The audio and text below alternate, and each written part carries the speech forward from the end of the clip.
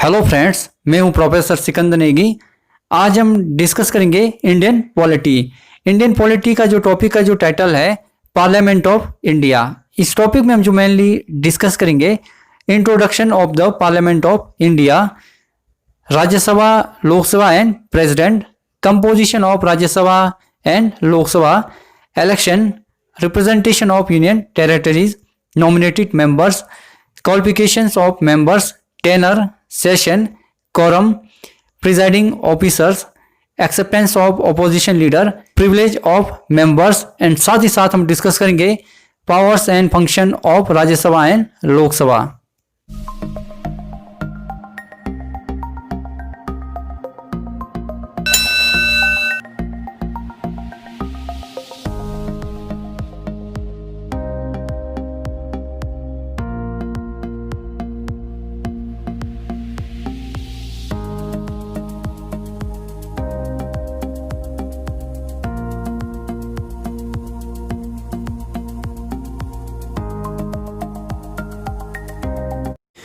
भारत की संसद अथवा पार्लियामेंट भारत देश की विधान पालिका का सर्वोच्च निकाय है।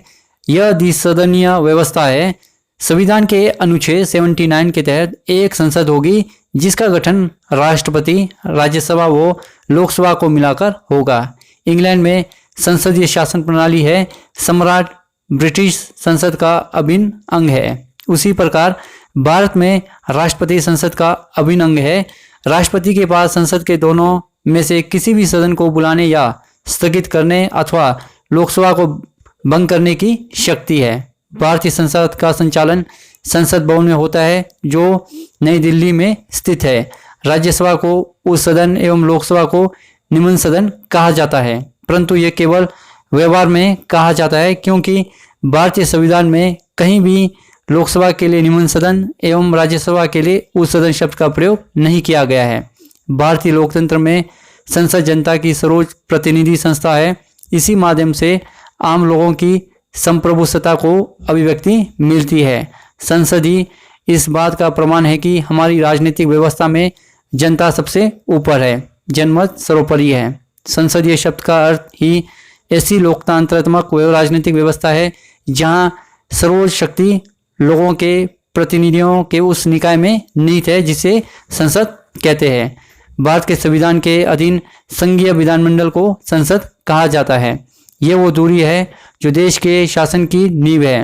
भारतीय संसद राष्ट्रपति और दो सदनों राज्यसभा और लोकसभा से मिलकर बनती है। तो सबसे पहले हम डिस्कस करते हैं राष्ट्रपति। वैसे तो भारत का राष्ट्रपति संसद का अंग होता है, फिर भी वो दोनों में से किसी भी सदन में ना तो बैठता है और ना ही उसकी चर्चाओं में भाग लेता है। राष्ट्रपति समय समय पर संसद के दोनों सदनों को बैठकों के लिए आमंत्रित करता है। दोनों सदनों द्वारा पास किया गया कोई विधेयक तभी कानून बन सकता है जब राष्ट्रपति उस पर अपनी अनुमति प्रदान कर दे। इतना ही नहीं, जब संसद के दोनों सदनों का अधिवेशन ना चल रहा हो और राष्ट्रपति को महसूस हो कि इन परिस्थितियों में तुरंत कार्यवाही जरूरी है तो वो अध्यादेश जारी कर सकता है। इस अध्यादेश की शक्ति एवं प्रभाव वही होता है जो संसद के द्वारा पास की गई विधि का होता है। लोकसभा के लिए प्रत्येक आम चुनाव के पश्चात अधिवेशन के शुरू में और हर साल के पहले अधिवेशन के प्रारंभ में राष्ट्रपति एक साथ संसद के दोनों सदनों के सामने अभिभाषण करता है और सदनों की बैठक बुलाने के कारणों की संसद को सूचना देता है। इसके अलावा वो संसद के किसी एक सदन अथवा एक साथ दोनों के समक्ष अभिभाषण कर सकता है। इसके लिए वो सदस्यों की उपस्थिति की अपेक्षा कर सकता है। उसे संसद में उस समय लंबित किसी विधेयक के संबंध में संदेश या कोई अन्य संदेश किसी भी सदन को भेजने का अधिकार है। जिस सदन को कोई संदेश इस प्रकार भेजा गया हो वो उस संदेश में लिखे विषय पर सुविधानुसार शीघ्रता से विचार करता है। कुछ प्रकार के विधेयक राष्ट्रपति की सिफारिश प्राप्त करने के बाद ही पेश किए जा सकते हैं अथवा उन पर आगे कोई कार्यवाही की जा सकती है। फर्स्ट हम डिस्कस करते हैं राज्यसभा। राज्यसभा या ऊपरी सदन राज्यों की परिषद है। राज्यसभा एक स्थायी निकाय है और इसे कभी भी भंग नहीं किया जा सकता। राज्यसभा के सदस्य का 1/3 हिस्सा हर दूसरे वर्ष सेवानिवृत्त हो जाता है और उनकी जगह पर सदस्य पुनः निर्वाचित किए जाते हैं। राज्यसभा के सदस्यों को अप्रत्यक्ष यानी इनडायरेक्ट रूप से राज्यों के विधायकों द्वारा 6 वर्ष के कार्यकाल के लिए चुना जाता है। राज्यसभा में अधिकतम 250 सदस्य हो सकते हैं। इनमें से 238 सदस्यों को राज्यों और केंद्र शासित प्रदेशों से निर्वाचित किया जाता है और 12 सदस्यों को भारत के राष्ट्रपति द्वारा मनोनीत किया जाता है। नेक्स्ट है कंपोजिशन ऑफ राज्यसभा यानी राज्यसभा का गठन। राज्यसभा संसद का उस सदन है जो राज्यों का प्रतिनिधित्व करता है, जो कि एक परमानेंट यानी स्थायी सदन है। 23 अगस्त 1954 से इसे राज्यसभा के नाम से जाने लगा। इससे पूर्व इसे काउंसिल ऑफ स्टेट कहा जाता था। संविधान के अनुच्छेद 80 के तहत 250 सदस्य होंगे, जिसमें से 233 राज्यों तथा केंद्र प्रशासित प्रदेशों का प्रतिनिधित्व वो 12 सदस्य राष्ट्रपति द्वारा मनोनीत यानी नॉमिनेटेड होंगे, जो कि कला, साहित्य, विज्ञान, खेल तथा समाज सेवा के आधार पर नॉमिनेटेड किए जाते हैं। Next, election. राज्यसभा के सदस्य राज्य की विधानसभा द्वारा चुने जाते हैं। इनके चुनाव में विधानसभा के निर्वाचित सदस्य ही वोट डालते हैं। इनका चुनाव अनुपातिक प्रतिनिधित्व यानी प्रोपोर्शनल रिप्रेजेंटेशन के आधार पर एकल संक्रमणी मत प्रणाली यानी सिंगल ट्रांसफरेबल वोट सिस्टम द्वारा होता है। अनुच्छेद 80 उपधारा 4 के विभिन्न राज्यों को राज्यसभा के बराबर का प्रतिनिधित्व नहीं दिया गया है। प्रतिनिधियों की संख्या अधिकतर उसकी आबादी पर निर्भर करती है। भारत में सर्वाधिक आबादी उत्तर प्रदेश में, जहां से 31 सदस्य राज्यसभा के लिए निर्वाचित होते हैं। हिमाचल प्रदेश से 3 और गोवा से 2 है। विधानसभा के सदस्य राज्य की राजधानी में ही मतदान करते हैं। सन 2003 से पहले चुनाव गुप्त मतदान द्वारा होता था, परंतु 2003 में कानून में संशोधन करके यह व्यवस्था की गई है कि इनका चुनाव खुले मतदान द्वारा होगा। जिन संघीय क्षेत्रों में विधानसभा नहीं है, उनके प्रतिनिधियों के चुनाव का तरीका संसद द्वारा निश्चित किया जाता है। प्राय राष्ट्रपति को वहां मनोनीत का अधिकार है। नेक्स्ट, संघ राज्य क्षेत्रों का प्रतिनिधित्व। यह राज्य क्षेत्र के निर्वाचक मंडल द्वारा अनुपातिक प्रतिनिधित्व प्रणाली के अनुसार एकल संक्रमणीय मत द्वारा किया जाएगा। भारत में 9 संघ राज्य क्षेत्र है, जिसमें से 7 को राज्यसभा में प्रतिनिधित्व नहीं है, जबकि 2 दिल्ली व पुडुचेरी को राज्यसभा में प्रतिनिधित्व दिया गया है। Next, nominated member. भारत में उस सदन में 12 सदस्यों को राष्ट्रपति नॉमिनेटेड करता है, जो कि साहित्य, विज्ञान, कला, खेल, सामाजिक क्षेत्र में योगदान दिया गया है या उन्हें व्यवहारिक अनुभव है। यह पद्धति भारत ने आयरलैंड के संविधान से लिया है। नेक्स्ट है सदस्यों की योग्यता यानी क्वालिफिकेशन। राज्यसभा सदस्य बनने के लिए निम्नलिखित योग्यताएं निश्चित की गई है, जो इस प्रकार से है। फर्स्ट है वो भारत का नागरिक हो। सेकंड, वो 30 वर्ष की आयु पूरी कर चुका हो। एंड थर्ड, वो पागल ना हो तथा दिवालिया ना हो। एंड फोर्थ, वो भारत सरकार या किसी राज्य सरकार के अधीन किसी लाभकारी पद पर ना हो। एंड फिफ्थ, संसद कानून द्वारा और वो भी योग्यता निश्चित कर सकती है।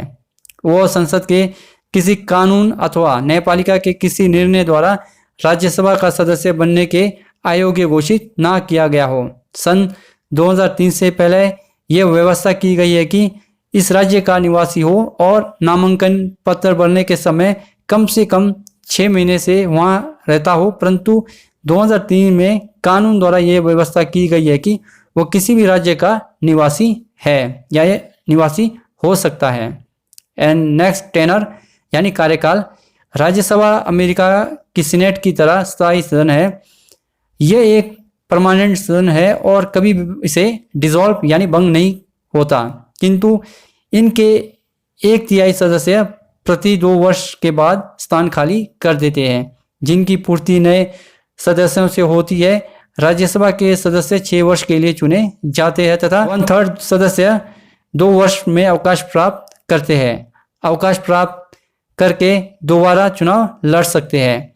60 दिनों तक बिना कारण अनुपस्थिति पर हटा दिए जाते हैं। नेक्स्ट, सेशन यानी अधिवेशन। राज्यसभा के वर्ष में 2 अधिवेशन होते हैं जिसमें 6-6 महीने का अंतर होना चाहिए। राज्यसभा का अधिवेशन तभी बुलाया जाता है जब लोकसभा का अधिवेशन बुलाया जाता है, परंतु संविधान के अनुच्छेद 352, 356 यानी 360 इमरजेंसी के दौरान विशेष बैठक बुलाया जा सकता है। 1999 को कारगिल वॉर के दौरान विशेष अधिवेशन की मांग की गई क्योंकि लोकसभा भंग हो चुकी थी। एंड नेक्स्ट, गणपूर्ति यानी कोरम। राज्यसभा के कार्यवाही चलाने के लिए 1/10 सदस्य होना चाहिए, अन्यथा बैठक नहीं हो सकती। राज्यसभा का सभापति। राज्यसभा का सभापति उपराष्ट्रपति होता है। वो राज्यसभा का सदस्य नहीं होता। उपराष्ट्रपति को मत देने का अधिकार नहीं है, परंतु वो निर्णायक मत दे सकता है। उपराष्ट्रपति वह सब कार्य करता है जो लोकसभा का अध्यक्ष करता है। सभापति की अनुपस्थिति पे उपसभापति होता है जिसका चुनाव सदस्य द्वारा किया जाता है। एंड नेक्स्ट, सदन के विरोधी दल को मान्यता। Acceptance of opposition leader. प्रारंभ में विरोधी दल के नेता को मान्यता प्राप्त नहीं थी। जनता दल की सरकार में विरोधी दल के नेता को मान्यता दी गई। विरोधी दल के नेता को कैबिनेट सत्र के समान दर्जा दिया जाता है। And next, privileges of Rajya Sabha members यानी राज्यसभा के सदस्यों का विशेषाधिकार। फर्स्ट है, राज्यसभा के सदस्यों को अपने विचार प्रकट करने की पूर्ण स्वतंत्रता है। सदन में दिए गए भाषणों के विरुद्ध न्यायालय में चुनौती नहीं दी जा सकती। एंड थर्ड, सदस्य को 40 दिन पूर्व व पश्चात दीवानी अभियोग के कारण गिरफ्तार नहीं किया जा सकता। नेक्स्ट हम डिस्कस करते हैं पावर्स ऑफ राज्यसभा यानी राज्यसभा की शक्तियां। फर्स्ट है लेजिस्लेटिव पावर्स यानी वैधानिक शक्तियां। संसद का प्रथम कार्य कानून का निर्माण करना है। राज्यसभा को लोकसभा के समान ही विधायी शक्तियां प्राप्त है। साधारण विधेयक किसी भी सदन में प्रस्तुत किया जा सकता है और दोनों सदनों में पारित होने के बाद ही उसे राष्ट्रपति के सिग्नेचर यानी हस्ताक्षर के लिए भेजा जाता है। राज्यसभा साधारण विधेयक को अस्वीकार कर सकती है या उनमें संशोधन कर सकती है। राज्यसभा ब्रिटिश लॉर्ड सदन से अधिक शक्तिशाली है क्योंकि लॉर्ड सदन साधारण विधेयक को यानी ऑर्डिनरी बिल को अस्वीकार नहीं कर सकती है। यदि दोनों सदनों में गतिरोध उत्पन्न हो जाए तो संयुक्त अधिवेशन यानी ज्वाइंट सेशन बुलाया जाता है। आज तक भारत में 3 बार संयुक्त अधिवेशन बुलाए गए हैं जो इस प्रकार से है। सन 1961 को दहेज निरोधक विधेयक, सन 1978 को बैंकिंग सेवा आयोग विधेयक और 2002 को पोटा विधेयक। राज्यसभा कोई भी विधेयक को 6 महीने तक रोक सकती है। सेकंड, फाइनेंशियल पावर्स यानी वित्तीय शक्तियां। राज्यसभा के पास वित्तीय शक्तियां प्राय नगण्य है यानी शून्य के बराबर है। संविधान के अनुसार वित्तीय विधेयक पहले लोकसभा में ही पेश किया जा सकता है। कोई भी विधेयक धन विधेयक या नहीं है इसका फैसला लोकसभा अध्यक्ष करता है। धन विधेयक लोकसभा में पारित होने के बाद राज्यसभा के पास मात्र सुझाव या सिफारिश के लिए भेजा जाता है। राज्यसभा वित्त विधेयक में संशोधन या अस्वीकृत कर उस पर कार्यवाही ना करे तो यह राज्यसभा द्वारा स्वीकृत माना जाता है। उदाहरण के लिए 1977 को राज्यसभा ने वित्त विधेयक पर 6 प्रकार के संशोधन कर दिए थे, परंतु लोकसभा ने उस संशोधन को स्वीकार नहीं किया था क्योंकि लोकसभा ने उसे पहले ही अपनी स्वीकृति दी थी। राज्यसभा धन विधेयक को अधिक से अधिक 14 दिन तक रोक सकती है। Next, control over on executive यानी कार्यपालिका पर नियंत्रण। कार्यपालिका संबंधी मामलों में राज्यसभा की शक्तियां नहीं है। हमारे देश के संविधान के अनुच्छेद 75 सेक्शन 3 में दिया गया है कि मंत्रिपरिषद सामूहिक रूप से यानी कलेक्टिव रूप से लोकसभा के प्रति उत्तरदायी है। राज्यसभा के सदस्य मंत्रियों से उनके विभाग से संबंधित सूचना ले सकते हैं। इसके अतिरिक्त राज्यसभा के सदस्य अतिरिक्त प्रस्ताव तथा ध्यानाकर्षण प्रस्ताव द्वारा प्रशासन की कटु आलोचना कर सकती है। इसके माध्यम से मंत्रिमंडल की नीतियों पर प्रभाव पड़ता है। नेक्स्ट, जुडिशियल पावर्स यानी न्यायिक शक्तियां। राज्यसभा को कुछ न्यायिक शक्तियां भी प्राप्त हैं जो इस प्रकार से हैं। फर्स्ट है, राज्यसभा को उपराष्ट्रपति के विरुद्ध महाभियोग यानी इम्पीचमेंट लगाने का अधिकार है। सेकंड, वो लोकसभा के साथ मिलकर राष्ट्रपति के विरुद्ध महाभियोग प्रस्ताव पास कर सकती है और उसे अपदस्थ कर सकती है। थर्ड, वो लोकसभा के साथ मिलकर सर्वोच्च न्यायालय या उच्च न्यायालय के किसी भी जज को हटाने का प्रस्ताव पास कर सकती है। फोर्थ, वो लोकसभा के साथ मिलकर उच्च अधिकारियों जैसे कि चुनाव आयुक्त, महान्यायवादी, नियंत्रक एवं महालेखा परीक्षक आदि के विरुद्ध दोषारोपण का प्रस्ताव पास करके उन्हें अपदस्थ कर सकती है। एंड फिफ्थ, राज्यसभा अपने विशेषाधिकार का उल्लंघन करने वाले व्यक्तियों को दंड दे सकती है। And next, approval over proclamation of emergency यानी संकटकाल की उद्घोषणा पर स्वीकृति। जब राष्ट्रपति संकटकाल की उद्घोषणा जारी करता है तो उसे तुरंत संसद के समक्ष रखा जाता है। निश्चित अवधि के अंदर उस पर संसद को स्वीकृति मिलने पर ही वो आगे लागू रहती है। यदि लोकसभा का विघटन यानी डिसॉल्व हुआ हो तो एकमात्र राज्यसभा का अनुमोदन ही काफ़ी रहता है जब तक नई लोकसभा का गठन ना हो जाए। ऐसी स्थिति 1991 में उत्पन्न हुई। 6 अप्रैल 1991 को हरियाणा में राष्ट्रपति शासन लागू किया गया। इस पर 6 जून 1991 तक संसद की स्वीकृति आवश्यक थी, परंतु इस समय तक लोकसभा का विघटन हो चुका था और नई लोकसभा के चुनाव पूरे नहीं हुए थे। इसलिए राज्यसभा का विशेष अधिवेशन 3 जून 1991 को बुलाया गया और इस पर राज्यसभा की स्वीकृति ली गई। Next, special power of the Rajya Sabha यानी राज्यसभा की विशेष शक्तियां। कुछ ऐसी विशेष शक्तियां भी है जिनका प्रयोग केवल राज्यसभा करती है, लोकसभा के साथ मिलकर नहीं। फर्स्ट है, अनुच्छेद 249 के अनुसार उपस्थित और मतदान करने वाले 2/3 सदस्यों के बहुमत से प्रस्ताव पारित करके यदि वो घोषित करे कि राज्य सूची का विषय राष्ट्रीय महत्व का है, कानून बनाना आवश्यक है, तो संसद को उस विषय पर कानून बनाने का अधिकार मिल जाता है। ये 1 वर्ष के लिए लागू होती है, उसे और 1 वर्ष के लिए बढ़ाया जा सकता है। लोकसभा को यह अधिकार प्राप्त नहीं है। इस अधिकार को राज्यसभा ने केवल एक बार 11 अगस्त 1986 को प्रयोग किया है। राज्यसभा संसद को ऐसा अधिकार केवल 1 वर्ष के लिए दे सकती है और अगले प्रस्ताव द्वारा उसकी अवधि 1 और वर्ष के लिए बढ़ा सकती है, परंतु यह अवधि 2 वर्ष से अधिक नहीं बढ़ाई जा सकती। सेकंड है, संविधान के अनुच्छेद 312 के अनुसार राज्यसभा की 2/3 बहुमत से प्रस्ताव पास करके नई अखिल भारतीय सेवाओं को स्थापित करने का अधिकार है। विद्यमान अखिल भारतीय सेवाओं को भंग कर सकती है। नेक्स्ट, कॉन्स्टिट्यूशनल अमेंडमेंट पावर्स यानी संवैधानिक संशोधन शक्तियां। संशोधन करने की प्रक्रिया में संशोधन विधेयक किसी भी सदन में प्रस्तुत किया जा सकता है। यदि संशोधन विधेयक लोकसभा में पास होती है तो इसे राज्यसभा में भेजा जाता है। अगर राज्यसभा ने विधेयक पास किया तो ये लोकसभा में प्रस्तुत किया जाता है।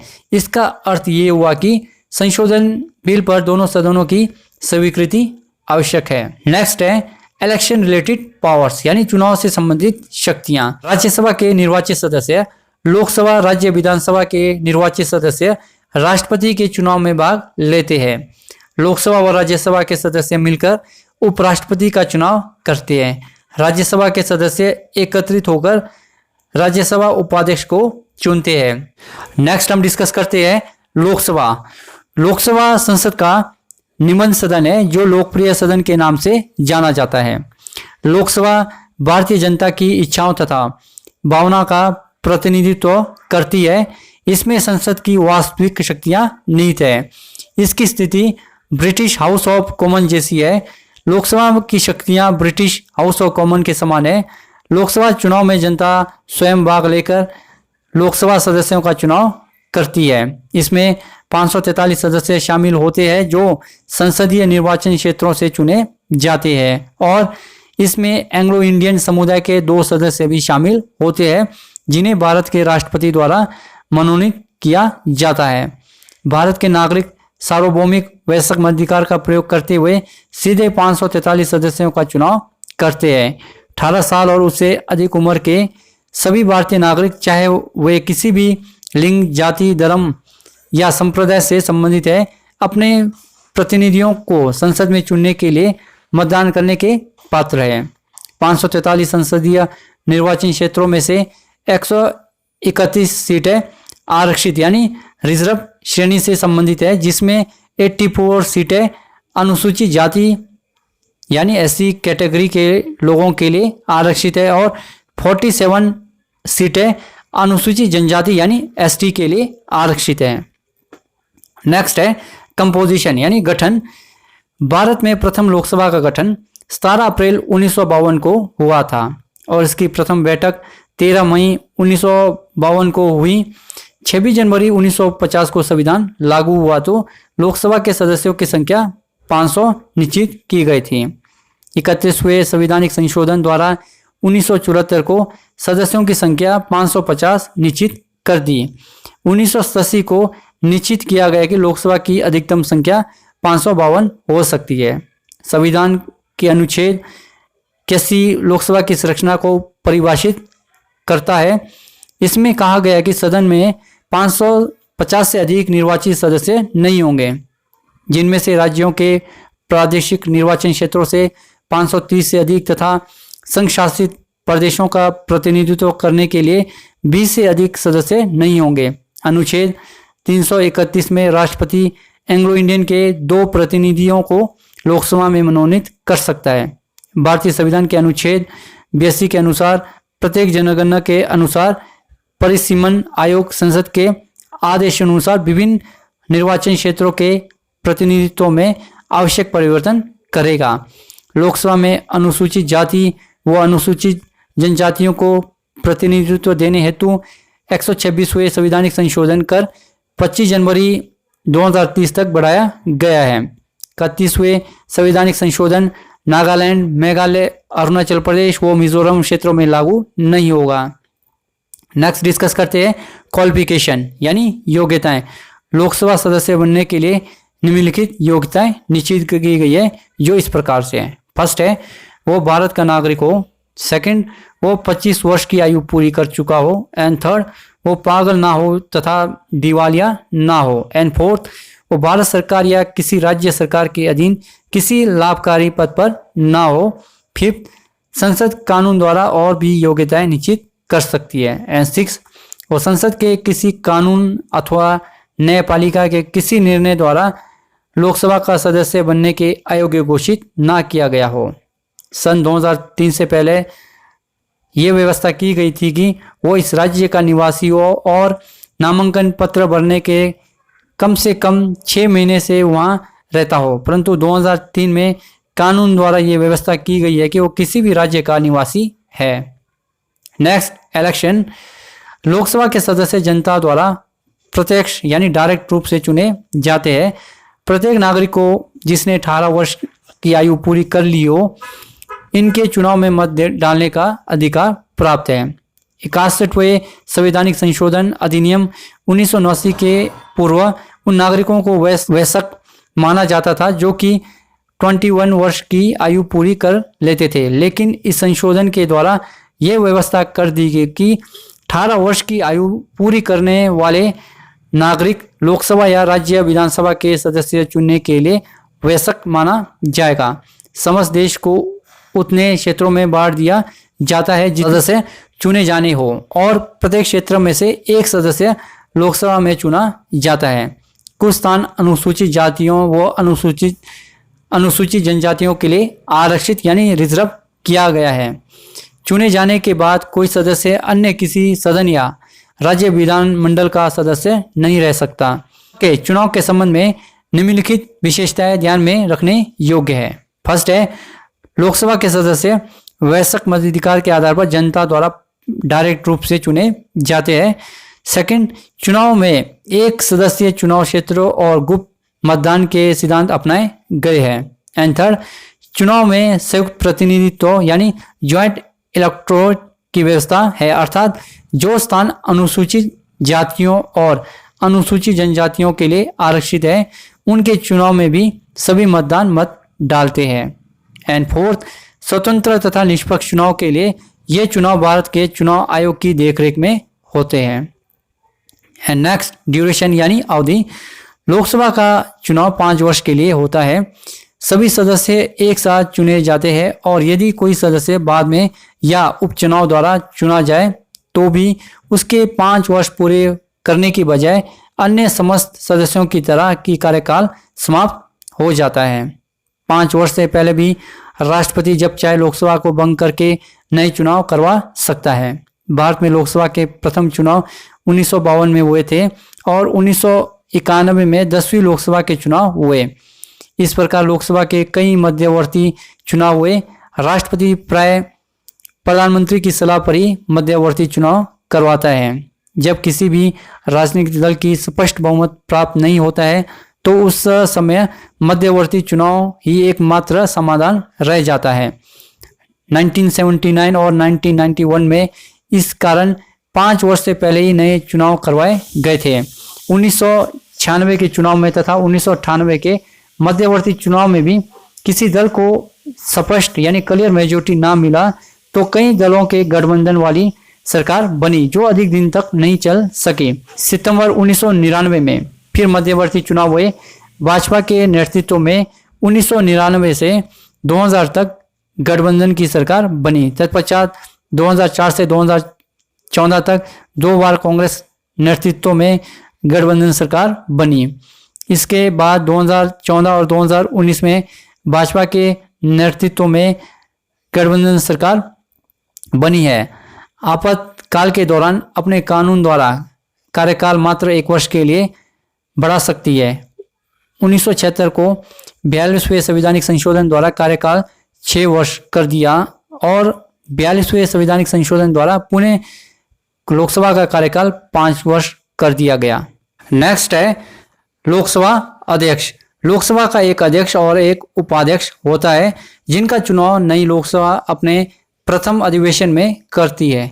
वह सदन में अनुशासन बनाए रखने, इसका काम सुचारू रूप से चलाने, सदस्यों से प्रश्न पूछने, वाद विवाद करने, उनके विशेष अधिकारों की रक्षा करने, दोनों सदनों की संयुक्त बैठक का अध्यक्ष करने तथा पास होने के बाद बिलों पर हस्ताक्षर करने आदि के कार्य करता है।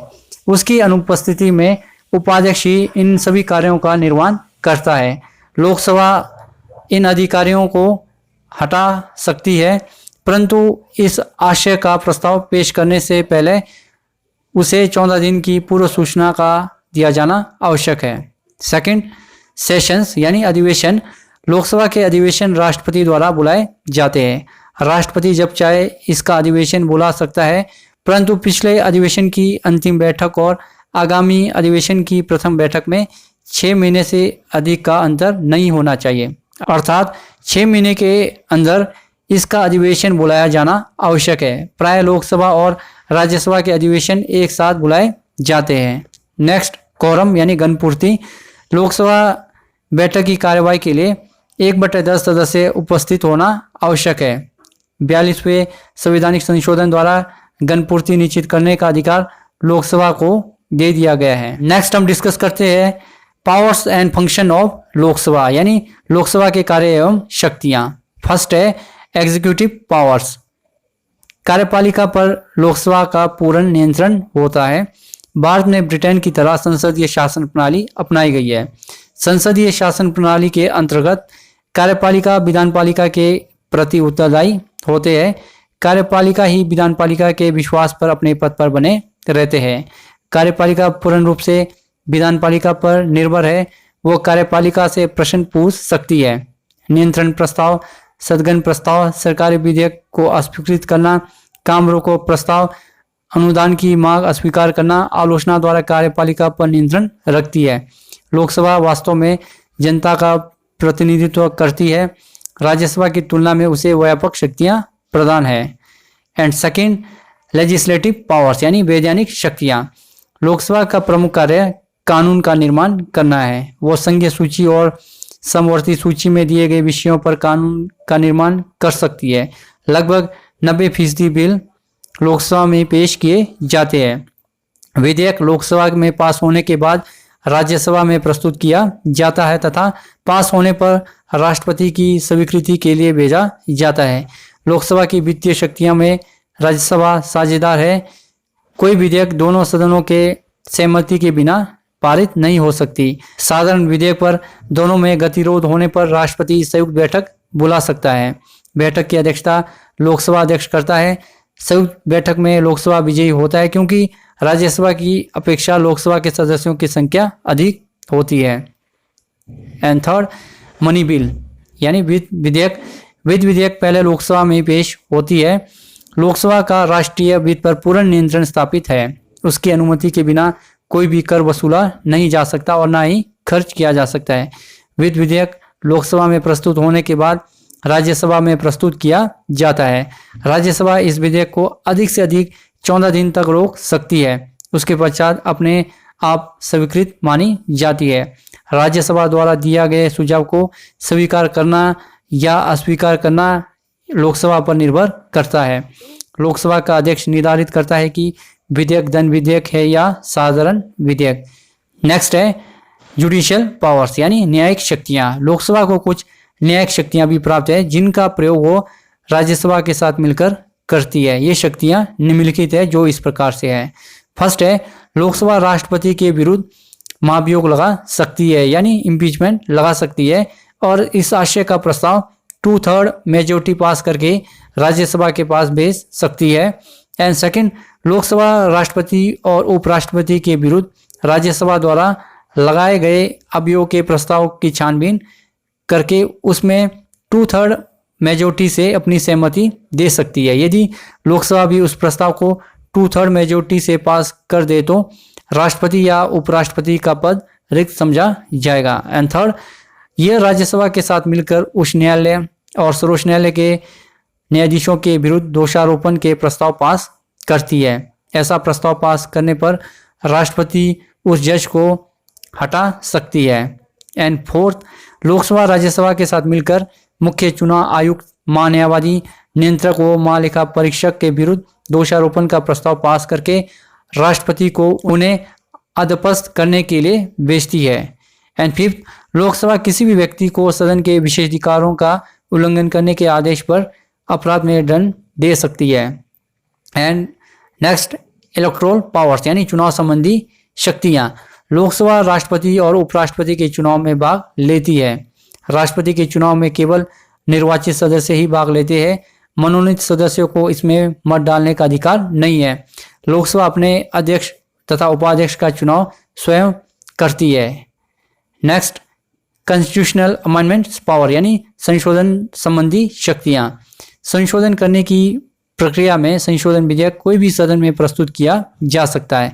यदि संशोधन विधेयक लोकसभा में पास होती है तो इसे राज्यसभा में भेजा जाता है। अगर राज्यसभा ने विधेयक पास किया तो यह लोकसभा में प्रस्तुत किया जाता है। इसका अर्थ ये हुआ कि संशोधन बिल दोनों सदनों की स्वीकृति आवश्यक है। And next, approval proclamation of emergency यानी संकट काल की उद्घोषणा पर स्वीकृति। राष्ट्रपति जब भी संकट काल यानी इमरजेंसी पावर की उद्घोषणा जारी करता है तो उसे तुरंत संसद के दोनों सदनों के सम्मुख रखा जाना और उन पर संसद की स्वीकृति प्राप्त करना आवश्यक है। अतः लोकसभा संकटकालीन उद्घोषणा पर विचार करती है और उस पर अपना निर्णय करती है। And now last, position of Lok Sabha यानी लोकसभा की स्थिति। उपरोक्त के अध्ययन के बाद इस निष्कर्ष पर पहुंचते हैं कि लोकसभा राज्यसभा की तुलना में अधिक शक्तिशाली है। लोकसभा की इच्छा के विरुद्ध कोई भी कानून पास नहीं हो सकता। लोकसभा के सदस्य प्रत्यक्ष चुनाव द्वारा चुने जाते हैं, वास्तविक तौर पर राष्ट्र का प्रतिनिधि करते हैं। वित्त के मामले में वो सर्वोपरि है।